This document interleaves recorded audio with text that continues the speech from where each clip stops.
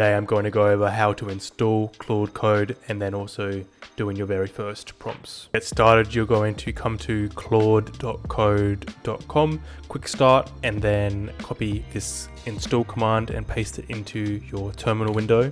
After that's finished installing, you need to copy this echo command here into the terminal again. After you've done that, you then type Claude, and this is where you get to choose what theme you want, dark theme, and you can either use it with your Claude account, your API, or a third party. I'm going to use my Claude account to sign in.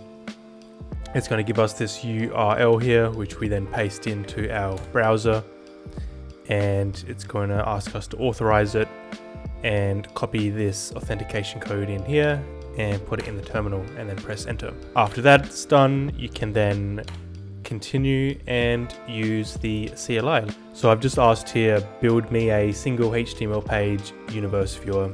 Now when you use Claude Code, it's always good to start in the plan mode. You're gonna ask me what kind of universe visualization do I want, so I can use arrow keys to scroll up and down here, and I'm gonna go 3D, and then I can also choose which ones I want in here with the space bar, and then either press the enter key or the back button to go backwards and forwards through these. I'm going to come down here and click submit because I just want the number 1 to be included, and then I'm going to submit that again.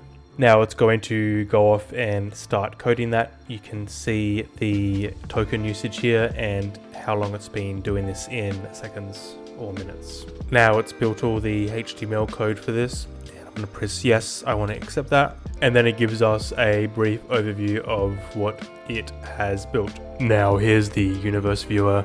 We can use the WASD keys to move around and also drag our mouse around to look through the universe as we fly around.